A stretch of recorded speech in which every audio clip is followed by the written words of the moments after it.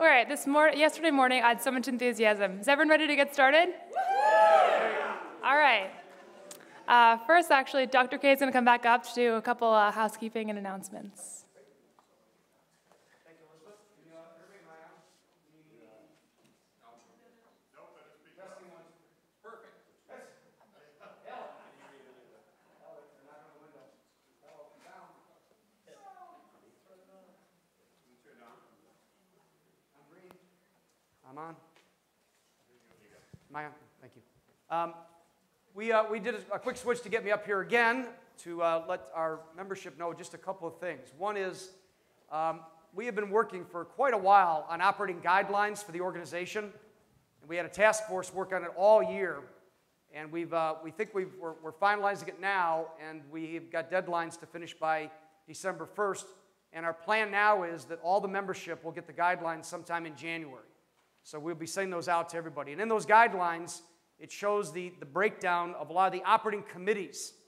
One thing that we want to do is get our organization and our membership involved.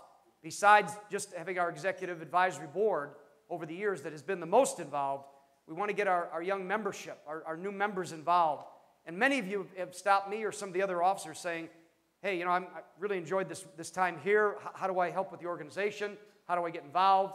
So that's going to be one of the major ways that on these different operating committees, we can have some of our people volunteer and be part of that and start to work into the actual structure of the organization from an actual operating point of view and stuff, okay? So that's kind of what we'll be doing.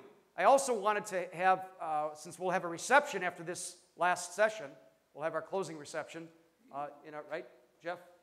Closing reception up in the reception room. So, and it'll be a great reception, it'll be the final celebration. But as we all get together, I want you guys to see, if you haven't already, some of the Executive Advisory Board members. So of those that are here that have stopped in, would you come on down, and I'd like you to introduce yourselves to the group so that during the reception, they have a chance to, you guys have a chance to go up to them and say, hey, I didn't know you were on the executive board, and what are some things we can get involved in. But it would just help if you guys come on down, and we'll introduce you to the group.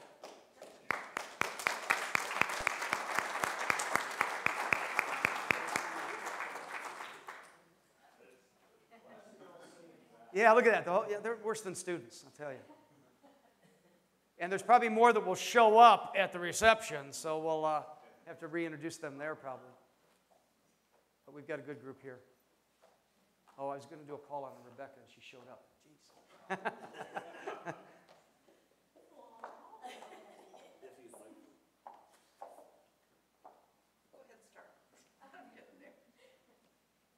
It's all right. We will wait. We are patient. So do you want to start? Sure. Do you want to start? Just introduce yourself. Now that you're here. So we don't have to introduce each other. I'm Sherry Hoskins from the University of Arizona. Okay. I'm Maggie Ailes, Ball State University. Jerry White, Southern Methodist University. Rebecca White, University of Tampa. Kathy Allen, University of Southern California. Jeff Hornsby, Kansas State University.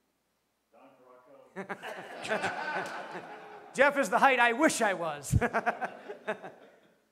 So you all know Jeff Reed from Georgetown. So these are some of the officers that are here now, and I'm sure there may be more that may show up, with the reception. If they are, I'll have them introduce themselves at the reception. But I want you guys to kind of see some of our officers that are here, and please, don't, go up and talk with them. We really want to get, especially a lot of you folks involved in the organization from the operational sense of things. And so, keep that in mind as we move along. But by January, we'll circle the official guidelines to everyone. So you've all got sort of how we've got everything written up and what the terms of offices are and what the committees are, and gives people a chance to take a look and see how they'd like to be involved. To start with, so you know, because we had a board meeting yesterday at 7 a.m., we decided that probably on each of the committees, we'll start with an advisory board member chairing the committee and then getting our membership involved on the committee, just so that the structure starts in. And then we hope to grow from there. So just want to let you guys know about that, because there have been a lot of questions, very good ones, as to how to get involved in the organization, and we'd love to have you involved. Anything else that we wanted to cover with them? Anything that One thing I'll announce, Rebecca? so you got an announcement about site selection you got an announcement in your packet about site selection, and we had a session this afternoon, but in case you didn't get to come to that, we are soliciting this year for 2014 and 2015. The following year, we will begin to solicit for 2016. We're doing 2 this year so that we can get 2 years ahead instead of a year and a half. So if you are interested in either of those years, please go ahead and submit a letter of interest to Maggie Ailes by November 15th. And that in your packet, there is a letter that outlines what you need for that. But if you have any questions, feel free to email me at the University of Tampa, rwhite@ut.edu, and I'll be glad to answer your questions. As the most recent person, do you want to say a few words about actually hosting the conference? I mean, it's a challenge. No one's going to kid you. It's a challenge to do, as you've all witnessed with Jeff. But there's some tremendous benefits as well. Yeah. What was the challenge? Yeah. This is easy. Yeah. No, it's great. It's been great for me, great for the school. So I'll just say I encourage you to consider it, and hopefully we'll get a chance to visit lots of great schools in the future. Yeah, and if people have questions, I mean, Jeff's the one that's just completed doing it. And many of our board members have been hosts before. Sherry has been a host. Rebecca's been a host.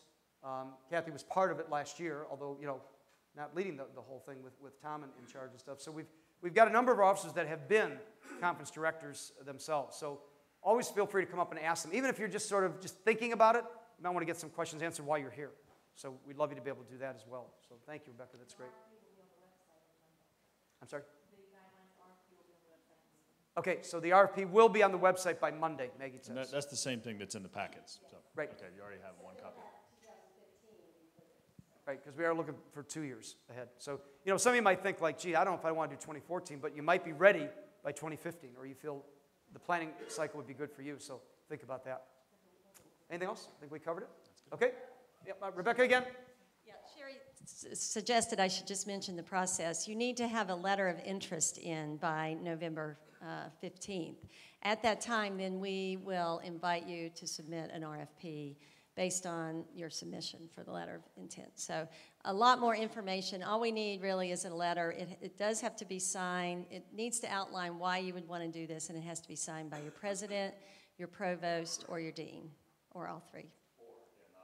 Yeah, no, or. It could be all three. Right. And or, yep. Yeah, we just don't want to have a situation where you're interested in sponsoring, but the people you report to are not. So that could be a very difficult situation. And while we chuckle about that, years ago that did happen to us. And so that we don't want to get into that situation ever again. So that's why. Great. Time's up. Thank you so much. All right. Thanks, gang.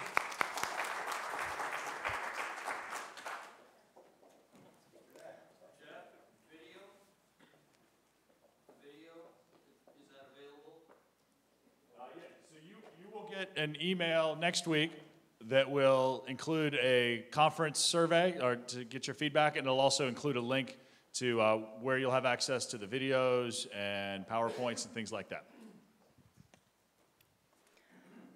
This is my first GCEC conference, but if I were you at the reception, I wouldn't just go up to the committee members, I'd go up to the schools you want to be at. Hawaii? I don't know. Anyways, so welcome back again. I hope everyone had great conversations today at the breakout sessions, and it's my pleasure to be introducing the final speakers for the conference this afternoon. So our first speaker is Joey Aquino, Managing Director of StartupWeekend University. He'll be speaking on grassroots entrepreneurship education. In just 3 years, StartupWeekend has become the largest grassroots movement for entrepreneurship in the world. Joey Aquino is the managing director for Startup Weekend Next, an initiative within Startup Weekend, and his role is the development and execution of ongoing education for these entrepreneurs around the world. Welcome.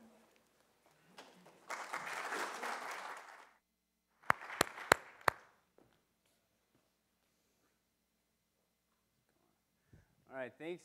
Is this on? Good? Thanks, everyone, for sticking around. Can we do one quick thing before we get started? Can everyone stand up real quick? Just stand up real quick. For people in my workshop, you know that I don't do things traditionally here. So I do want to thank you all for coming and sticking around. So can everyone turn and face this way real quick? And just give a little back massage to the person in front of you. Say, thank you for sticking around today. There you go. All right, let's turn this way. Let's turn this way. Do the same thing. Thank you. All right, sit down, everybody. Sit down. Thank you, everybody. All right, perfect. Yeah, like that great introduction, my name is Joey Aquino, and I work at a company called StartupWeekend. I know you're probably thinking, like, who's this student that's coming here doing this presentation, but I can guarantee you that I graduated hopefully graduated a few years ago from the University of Hawaii. But yeah, it was about a year ago, actually, that I was working at my last startup, and it was TeachStreet.com, and I was managing biz dev over there. That company, I had just left that company. It had just been acquired by Amazon, and I was figuring out what I was going to do next. And so I decided to kind of like hone in on some passions of mine, and that was the startup world, education, and community development. So what I decided to do was, first, I decided to dedicate the next 3 months of my life traveling every week to a different city around the world, just to learn as much as possible. Learn about best practices, learn about core problems communities were facing, et cetera, with hopes to find some key insights that would help us design better ecosystems that would ultimately unleash and empower this next generation of entrepreneurs. So last November, end of November, I set out on this journey. 3 months traveling every week to a different city around the world turned into 5.5 months and 64,242.36 miles. And it's been a phenomenal journey ever since. In that time frame, I worked with over 1,800 entrepreneurs, and it's led me to work at the nonprofit that I work at now, and that's StartupWeekend. Real quick exercise. If you have heard of StartupWeekend, would you clap once? Nice. All right, we're doing good. We're doing it. If you actually participated or organized a StartupWeekend, could you clap twice? Rad, awesome. For those who don't know what StartupWeekend is, it's a global nonprofit headquartered in Seattle, Washington. We work with local communities all around the world and provide the most powerful simulation of entrepreneurship. And we do that in the form of these weekend events that bring together everyone in the community, developers, designers, entrepreneurs, business people, come together, pitch business ideas, form teams around certain ones, and spend the rest of the time just intensely testing, validating, and launching the first stages of their startup.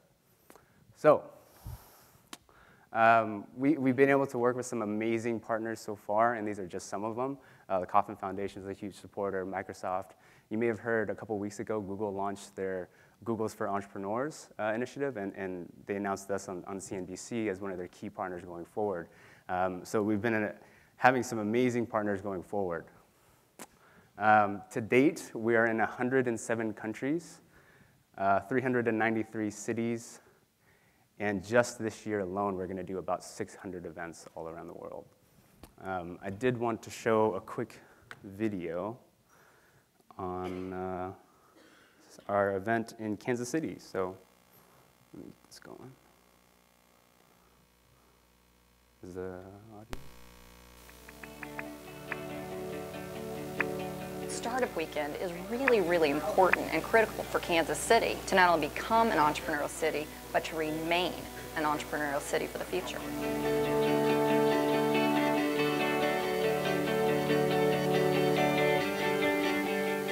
You know, I think one of the things I really love about StartupWeekend and why the Kauffman Foundation is backing it the way we are is they come into the local community where true economic development, true support of entrepreneurship is happening.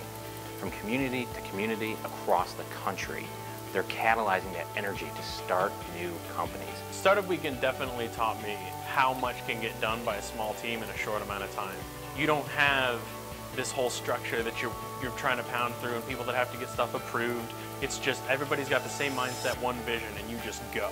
You know, all the statistics that come out of Kauffman and other places that talk about the impact of entrepreneurship on our economy, they're really talking about a really small set of high-growth entrepreneurs. Well, they have to come from somewhere. This gives you a weekend, basically, to test an idea and see if it's going to work. And if it works, then you can take it outside of that weekend and maybe quit your job and take it full-time. But, you know, in my opinion, there's no other event in the world that lets you do something like that.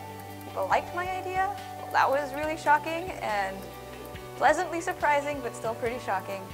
And it went really quickly from there. This is where aspiring entrepreneurs, people that may have always wondered if they could, they can come here in 54 hours. They learn what it means to really take an idea into action. It taught me to just go for it, right? I guess I don't do that often enough. I'm so excited because Kansas City our community was created around Startup Weekend. You know, this is a part of the country that's not historically known for, you know, a lot of startup activity, technology startups specifically. I mean, we do have some, but it's really important for us to engender that excitement and that energy and that connectivity if we really want to spawn more startups, especially technology-based startups, which are really tough to start and tough to grow. There's all kinds of extra meetups and more events that are happening, and it feels like Startup Kansas City was the first thing that brought everyone together. You see the whole ecosystem become activated, right? It brings out that talent that you know is out there, either working somewhere else right now or just, you know, wondering about starting something. And boy, when it really hits, the community's never the same afterwards. Startup Weekend has pushed me from dabbling in the idea of being an entrepreneur to actually being an entrepreneur and learning the ropes.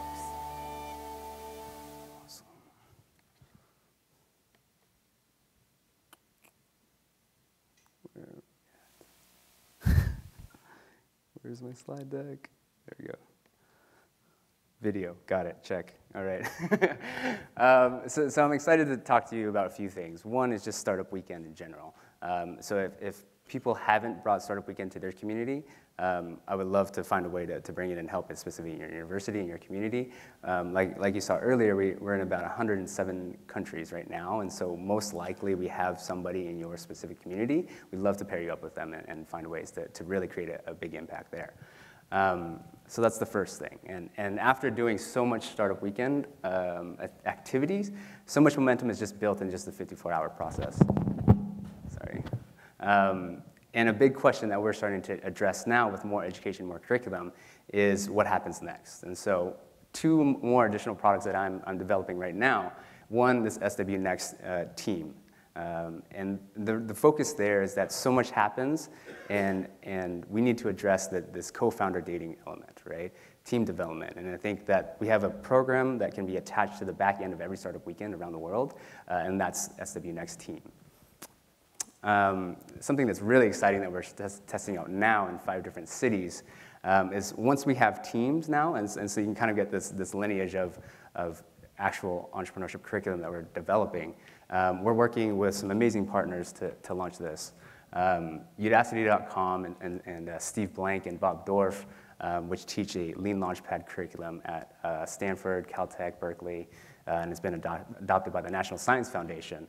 And this customer discovery program is once we have solid teams in the communities, now we can push them through a heavy customer discovery process, right? And it's a 5-week program that we're currently testing out right now. And we'd love to get it out to your specific communities as well. So if you are interested in bringing Startup Weekend to your specific community, you can go to startupweekend.org. If you're interested in specifically bringing the SW Next programs, maybe you have done some Startup Weekends in your communities and you're ready to take that next step in the ecosystem development, go to swnext.org as well, and you can apply for that. Some of my information, that's my Twitter handle, and that's my email address, jakino@startupweekend.org. And coming back full circle now, continuing to travel, I've added a couple thousand miles to this trip, so I'm at 67,000 miles right now. And I would like to leave with just one quick story, and I shared this with my earlier session, but I want to share it to the rest of the group. As I was traveling every week to a different city around the world, I met this gentleman right here. His name is Arnie in Jackson, Mississippi. And I met him Friday night of a Startup Weekend.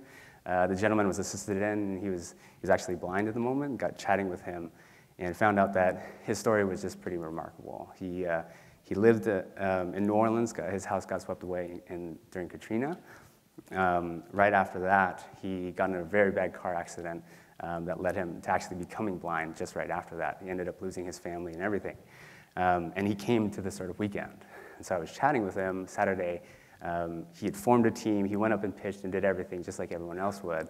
And I just got to ask him, why specifically are you here? Like, what is it about entrepreneurship? And he said to me that after everything that he's been through, he just gets put into this specific box. You know, he gets labeled as something that he's not. And he sees entrepreneurship as the only avenue of hope for him that allows him just to be exactly who he is supposed to be in this world. And so I want to thank all of you guys because you guys are encouraging that hope every single day at your own institutions. So that's about it. Startup Weekend. Thank you very much.